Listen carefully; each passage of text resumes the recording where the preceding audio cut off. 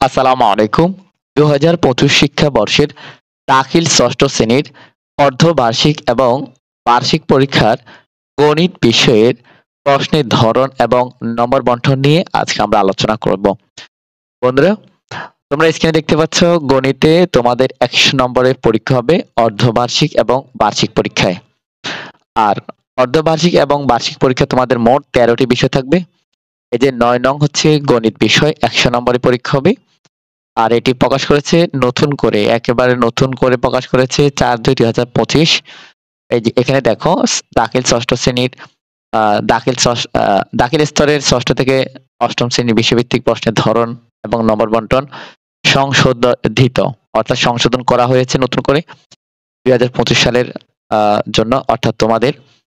তো গণিত বিষয়ে সৃজনশীল প্রশ্নের জন্য ৫০ নম্বর থাকবে, সংক্ষিপ্তের জন্য ২০ নম্বর, বহু নির্বাচনের জন্য ৩০ নম্বর থাকবে।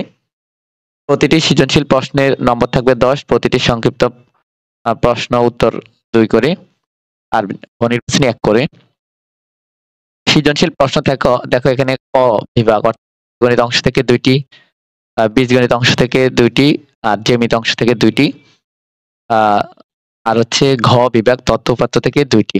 ৮টি প্রশ্ন থাকবে।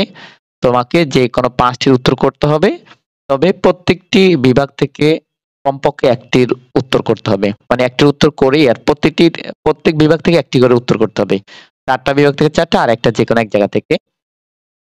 এরপরে সংক্ষিপ্ত প্রশ্ন এখানে ১৫টি দেওয়া থাকবে, ১০টির উত্তর করতে হবে। বহু নির্বাচনী ১৫টি থাকবে। তোমাকে সবটির বহু নির্বাচনী ৩০টি থাকবে, সবটির উত্তর করতে হবে। এখানে পাটিগণিত অংশ থেকে ৮ থেকে ১০টি থাকতে পারে, বীজগণিত অংশ ৮ থেকে ১০টি, জ্যামিতি ৬ থেকে ৮টি, তথ্য উপাত্ত ৩ থেকে ৪টি থাকতে পারে। তো এই হচ্ছে গণিত এর নম্বর বন্টন। অর্ধবার্ষিক এবং বার্ষিক ২ পরীক্ষার জন্যই এভাবে থাকবে।